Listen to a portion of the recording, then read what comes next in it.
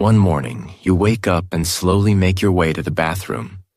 You turn on the light and look into the mirror, but something feels different, almost unsettling. The person staring back at you doesn't quite feel like you. Their eyes look tired, as if carrying years of exhaustion. Their shoulders seem heavy, weighed down by invisible burdens. And their smile, the one that used to be full of life, is nowhere to be found. In that quiet moment, you realize something both powerful and uncomfortable. You are looking at the old you. This is the version of yourself that has been holding on to the same habits, the same fears, and the same excuses for years. It is the version that settles for less than what you deserve. And then a thought cuts through your mind with sharp clarity. If I want a different life, I must kill the old me. Not in a physical sense, but by destroying the weaker version of yourself, the part that wastes time, avoids challenges, and hides from growth. Today, we are beginning a journey together. By the end, you will understand exactly how to let go of that old version and create someone stronger, wiser, and more powerful. This is the moment everything changes. Let's begin. Chapter 1: Why the Old You Must Die. If you truly want to build a new life, the first thing you must do is clear the ground on which it will stand. Think about a garden. Before you plant fresh flowers, you must remove the weeds, the rocks, and the dead plants. If you don't, the new seeds will struggle to grow. They won't have enough space, sunlight, or nutrients to become strong and healthy. Your life works the same way. If your mind is full of old habits, outdated beliefs, and hidden fears, your future will have no space to grow. You can try to plant new goals on top of the old you, but the weeds of your past will choke them before they can bloom. The old you is not just a random version of yourself. It is a carefully constructed identity made up of repeated actions and thoughts. It is the result of all the decisions you made when you chose comfort over growth. This old version of you is made up of procrastination, where you delay what needs to be done, convincing yourself that later is always a better time. It is filled with negative self-talk, those quiet but powerful voices in your head telling you that you are not good enough, not smart enough, not ready. It is fueled by the fear of failure, the hesitation that keeps you from even trying because the thought of losing feels worse than the possibility of winning. It constantly seeks the approval of others, putting more value on what people think than on what you know to be right for yourself. And above all, it is addicted to the comfort zone, a place that feels safe but silently suffocates your potential. Every time you allow these habits to remain in your life, you are feeding the old you. You are giving it permission to stay alive. And make no mistake, the old you does not want to die. It will fight to survive in ways you may not even notice. It will whisper sweet, tempting lies to keep you still. It will say, "You can start tomorrow," knowing that tomorrow never comes. It will warn you, "It's too risky," making safety sound noble when it is really just fear in disguise. It will taunt you with, "What if you fail?" as if failure means you are broken instead of learning. And perhaps most dangerously, it will whisper, "What will people think?" as if the opinions of others are more important than the truth of your own life. But here is the reality you must face. The old you does not care about your dreams. It doesn't care about the life you want to build. It doesn't care about your happiness, your growth, or your potential. It only cares about comfort, about keeping things familiar, predictable, and easy. That might feel safe in the short term, but in the long term, it robs you of everything meaningful. This is why you must make a decision, a final, unshakable choice. You can either stay comfortable and keep living the same life you've always known, repeating the same patterns until the days all blur together. Or you can kill the old you, not with a single action, but with the daily commitment to starve its habits and feed the habits of the person you want to become. One path will keep you the same. The other will set you free. The choice is yours. Chapter 2. Decide who you want to become. Before you can kill the old you, you must first decide who the new you will be. Imagine trying to rebuild a house without knowing what you want it to look like. You might tear down the old walls, but without a design, you could easily build something that looks almost the same, or worse. In life, it's no different. If you don't have a clear and vivid vision of your future self, you will naturally drift back into old habits. The human mind loves what is familiar, even if that familiarity is painful or unproductive. Without direction, you'll repeat the same choices you've always made, and the old you will simply return in a slightly different form. This is why clarity is your greatest weapon. You must close your eyes and imagine in the most detailed way possible the version of yourself you want to become. What does your new life look like when you wake up in the morning? Do you get up with energy and purpose? Or do you drag yourself out of bed half asleep? How does your new self move through the day? What daily routines shape this new version of you? What habits define them? What kind of thoughts do they allow into their mind? How do they speak to themselves? Are their words encouraging, disciplined, and strong? How do they treat others? Do they inspire, uplift, and lead by example? And most importantly, how do they face challenges? Do they avoid them, or do they meet them head-on with courage and determination? The clearer you can see this version of yourself, the easier it will be to create them in reality. But vision alone is not enough. You must write it down. Putting your vision on paper turns it from a vague dream into a concrete plan. Be specific and avoid empty wishes. For example, instead of saying, "I want to be healthy," say, "I wake up at 6 a.m., drink a glass of water, and exercise for 30 minutes before starting my day." Instead of saying, "I want to be smarter," say, "I read for 20 minutes every day and I take notes to remember what I've learned." Instead of saying, "I want to be more confident," say, "I never speak negatively about myself, even in my thoughts. I keep my promises to myself, no matter how small they are." Remember, this is not a wish list where you simply write down everything you hope will magically happen. This is your blueprint, a step-by-step design for the life you want to live. A blueprint tells builders exactly what to create, and in the same way, your personal blueprint will tell you exactly what actions to take each day. The more detailed and realistic it is, the more powerful it will be. When you know exactly who you want to become, killing the old you becomes much easier. You will have a clear target to aim for, and every decision will be guided by one simple question. Does this choice bring me closer to the person I want to be, or does it keep me stuck in the old version of myself? Once you have that clarity, the transformation is no longer a mystery. It becomes inevitable. Chapter 3. Burn the bridges behind you. History tells us that when certain explorers arrived on new shores, they sometimes did something drastic. They burned their ships. It sounds extreme, but there was a reason for it.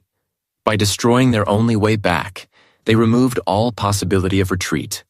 There was no turning around, no second guessing, no safe escape. The only option left was to move forward and face whatever challenges were ahead. This mindset is exactly what you need if you are serious about killing the old you. As long as you keep a way to return to your old habits, you will be tempted to use it. Comfort will always call you back, and unless you remove the path, there will be days when you answer that call. Burning the bridges to your old self means removing every connection, every environment, and every routine that makes it easy to go back to your old ways. It's about making it impossible, or at least very difficult, to return to the life you're trying to leave behind. This starts with honest self-reflection. Ask yourself, who are the people who keep me stuck in my old life? Some people bring out your best, but others encourage your worst. Maybe they don't mean harm, but they feed your bad habits. They keep you in the same conversations, the same mindsets, the same cycles. You need to create distance from them, even if it's uncomfortable. Next, ask yourself, what environments trigger my old habits? This could be physical places, your bed when you should be working, that cafe where you always waste hours, or the bar where bad decisions seem easier than good ones. It could also be digital environments, social media platforms that drain your energy, websites that distract you, or online groups that keep you complaining instead of improving. Then ask, which daily routines are feeding the old me? Maybe it's waking up late and rushing through your morning. Maybe it's eating unhealthy food because it's quick and easy. Maybe it's watching hours of mindless entertainment instead of learning, growing, or building something meaningful. These habits seem small, but they're the fuel that keeps the old you alive. Once you identify these things, you must take action. Delete phone numbers that pull you into bad habits. If someone only calls you to gossip, complain, or distract you, they are not part of your new life. Remove apps that waste your time. Yes, even the ones you say you only use a little. Rearrange your environment so it supports the new you. If you want to read more, keep books where you can see them. If you want to exercise, keep your workout clothes ready the night before. Make it easier to do the right thing and harder to do the wrong thing. Understand this. If you leave the door open for the old you, it will walk right back into your life. Your transformation is not just about building new habits. It's also about destroying the escape routes that lead back to the person you no longer want to be. Burn the bridges. Remove the ships. Give yourself no choice but to move forward. When there's no way back, the only way is ahead, and that's exactly where the new you is waiting. Chapter 4. Change your habits. Change your identity. The old you was not created overnight. It was built brick by brick, day by day, through the habits you repeated. Every choice you made, every action you took, became part of the person you are today. If you skipped workouts often, you built the habit of inconsistency. If you avoided challenges, you built the habit of fear. If you procrastinated, you built the habit of delay. These habits slowly shaped your identity, the way you see yourself. And here's the truth. The only way to kill the old you is to replace those old habits with new ones. Because the new you will be built in exactly the same way the old you was, through repetition. But there's a powerful secret most people miss. You don't change your habits through motivation alone. Motivation is like a spark. It can start a fire, but if you don't keep feeding it, the fire will die. That's why so many people start strong on a Monday and give up by Friday. The real key to lasting change is to shift your identity. You must stop thinking of new habits as something you do, and start thinking of them as part of who you are. Your actions will always follow your beliefs about yourself. If you believe you're not a morning person, you'll hit snooze without even thinking. If you believe you're bad at exercise, you'll avoid the gym. But when you change your identity, your habits naturally align. Instead of saying, I want to work out every day, tell yourself, I am the kind of person who works out every day. Instead of saying, I'm trying to be more disciplined, say, I am the kind of person who finishes what I start. Instead of saying, I hope I can learn more, say, I am the kind of person who learns and grows daily. At first, this might feel like you're lying to yourself. You might think, but I'm not that person yet. That's okay. Identity change begins with belief, not proof. You adopt the mindset first, and then you prove it with action. Each time you take an action that matches your new identity, like getting up early when you used to sleep in, reading a chapter of a book instead of scrolling on your phone, or finishing a task instead of abandoning it, you reinforce the belief. Over time, these small, repeated actions carve out a new identity, one that feels natural and automatic. Think of it this way. Every habit you perform is a vote for the type of person you want to become. One workout is a vote for being fit. 1 hour of focused work is a vote for being productive. One act of kindness is a vote for being compassionate. No single action changes everything, But the accumulation of these votes shapes who you are. When you truly believe in your new identity, you stop needing constant motivation, because your actions will naturally match the person you see yourself as. And every time you act in alignment with this new identity, you are killing the old you a little more, until one day you realize that old version no longer exists. Only the new you remains. Chapter 5. Embrace discomfort. The old you is addicted to comfort. It loves the soft couch after work, the easy option that requires no effort, and the safe path where nothing feels threatening. It avoids risks, avoids sweat, and avoids situations that might cause embarrassment or fear. But comfort is a trap, a beautiful cage that keeps you from growing. The more you choose comfort, the weaker you become, because strength is never built in safety. If you want to kill the old you and step fully into the life you're meant to live, you must train yourself to embrace discomfort. Discomfort is not your enemy, it's your personal gym. Every time you put yourself in an uncomfortable situation, you are lifting a mental weight. Just like muscles grow stronger when you push them past their limits, your mind and character grow when you push beyond what feels easy. This doesn't mean chasing pain or suffering for no reason. It means deliberately stepping into situations that challenge you, stretch you, and demand more than you think you can give. Waking up early when your body begs for more sleep is discomfort. But every time you do it, you're training discipline. Going to the gym when you'd rather stay home is discomfort. But every time you do it, you're training persistence. Speaking up in a meeting when your heart is pounding is discomfort. But every time you do it, you're training courage. The more you expose yourself to discomfort, the more normal it becomes until you no longer fear it. You welcome it. Think about it. Every great achievement in life lives on the other side of discomfort. The person who learns a new skill has to go through the awkward beginner phase. The person who builds a business has to face uncertainty, long hours, and potential failure. The person who transforms their health has to endure sore muscles, cravings, and moments of doubt. None of these are pleasant, but they are necessary. Without discomfort, there is no growth. Without growth, there is no new you. This is why you must stop avoiding the harder path. The old you will try to convince you that comfort is harmless, that you can grow without struggle, that maybe you'll start tomorrow. But tomorrow never comes for those who wait for the perfect conditions. The new you understands that every time you choose discomfort over ease, you are casting a vote for the stronger, wiser version of yourself. So, make discomfort your friend. Instead of running from it, walk toward it. Remind yourself that it's not there to hurt you. It's there to transform you. Just as a blacksmith uses fire to shape steel, life uses discomfort to shape strength. Every uncomfortable choice you make is another step away from the old you and another step toward the person you were always meant to be. When you see discomfort not as a punishment but as a gift, you'll stop fearing it and you'll start using it to fuel your transformation. Chapter 6. Forgive, but don't forget. Killing the old you does not mean you must hate the old you. It's not about anger, regret, or shame. It's about acceptance and transformation. The old you was part of your journey, and without it, you wouldn't be where you are today. It carried you through certain seasons of life, even if those seasons were filled with mistakes, bad habits, and missed opportunities. The truth is, the old you was necessary for your growth, because it taught you lessons you could not have learned any other way. Those moments of weakness, those decisions you wish you could erase, those times you stayed small when you should have stepped up, they were all training grounds for the person you are becoming.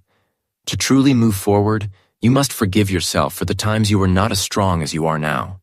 Forgive yourself for the opportunities you didn't take, the dreams you abandoned, the relationships you mishandled, and the chances you wasted. Forgive yourself for the days you procrastinated, the nights you gave in to fear, and the moments you doubted your own worth. Carrying guilt and resentment toward your old self will only slow you down. You cannot run toward your future while dragging chains from your past. But forgiveness does not mean forgetting. In fact, forgetting would be a mistake. You must remember exactly how it felt to stay the same, to be stuck, to live in the comfort zone that slowly suffocated your potential. Remember the frustration of knowing you were capable of more, but not acting on it. Remember the disappointment of waking up day after day without excitement or purpose. Remember the pain of watching opportunities pass you by because you were too afraid to take them.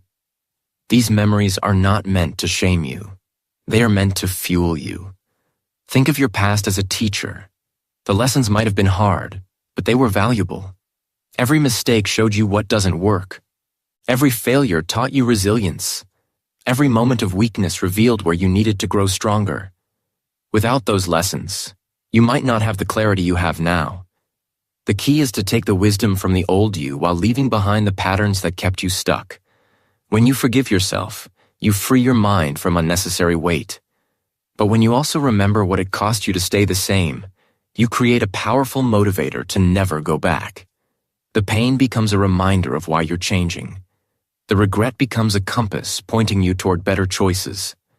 The memory of the old you becomes proof that you can survive challenges, and now you can do even more. So, stand in the present with gratitude for your journey. Thank the old you for surviving, for enduring, and for getting you to this point. But make a promise. You will not repeat the same mistakes. You will not waste the same opportunities. You will not settle for the same life. Forgive, but don't forget.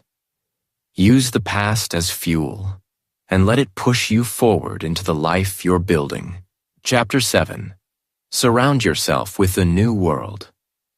You cannot build a new self while living in the environment of the old self. The people you spend time with, the places you visit, and the energy you absorb all shape who you are. If you want to become a stronger, wiser, and more powerful version of yourself, you must surround yourself with a world that reflects that future, not the past you're trying to leave behind. Your environment acts like soil for your growth. If the soil is poor and full of negativity, your new self will struggle to take root. But if the soil is rich and supportive, your new identity will flourish naturally. Start by looking at the people around you. Ask yourself, do the people I spend most of my time with inspire me to be better? If you want to be disciplined, it's important to spend time with disciplined people. Those who show up every day, keep their promises, and push through difficulties. Their habits and attitudes will influence you far more than any motivational speech or book ever could. If you want to be positive, surround yourself with positive people. Those who find solutions instead of complaints, who lift others up instead of tearing them down. Their energy will seep into your mindset and help you replace negative thoughts with empowering ones. If you want to be successful, spend time with people who are working toward success every day. Success is not just about money or status. It's about mindset, habits, and consistent action. Being around others who share this mindset creates a powerful momentum that carries you forward. Their commitment and focus become contagious, making your own goals feel more achievable and real. But it's not just about people. Your environment includes your physical space, the media you consume, and the habits you keep. Is your home cluttered and distracting, or organized and inspiring? Are you filling your mind with uplifting books, podcasts, and videos, or with mindless scrolling and negative news? What routines keep you moving forward, and which ones drag you back? Energy is contagious. Just as a healthy plant needs sunlight, your new self needs positive energy to grow. If you spend too much time in toxic environments or with negative people, that energy will drain your motivation and strength. Even if you feel ready to change, your environment can hold you back. But if you choose your environment carefully, it will support your growth effortlessly. Changing your environment may be uncomfortable at first. It might mean distancing yourself from old friends or family members who don't understand your goals. It might mean leaving behind certain habits or places where you feel safe but stagnant. But remember, discomfort is part of growth. The new world you create around yourself will reward you with strength, clarity, and confidence. Surrounding yourself with the new world is not about isolation. It's about connection with what truly serves your growth. It's about choosing people and places that reflect the person you want to become. When you build this supportive environment, you'll find it easier to kill the old you and step fully into your new identity. Because growth does not happen alone. It happens in the company of others and in spaces that nurture who you are becoming. Make a commitment today to change your environment. Seek out the new world that matches your vision. When you do, you'll find that your new self isn't just a dream anymore. It becomes your reality. Chapter 8. Daily Death of the Old You. Killing the old you is not a one-time event or a dramatic moment that happens overnight. It is not about a single decision or a burst of motivation.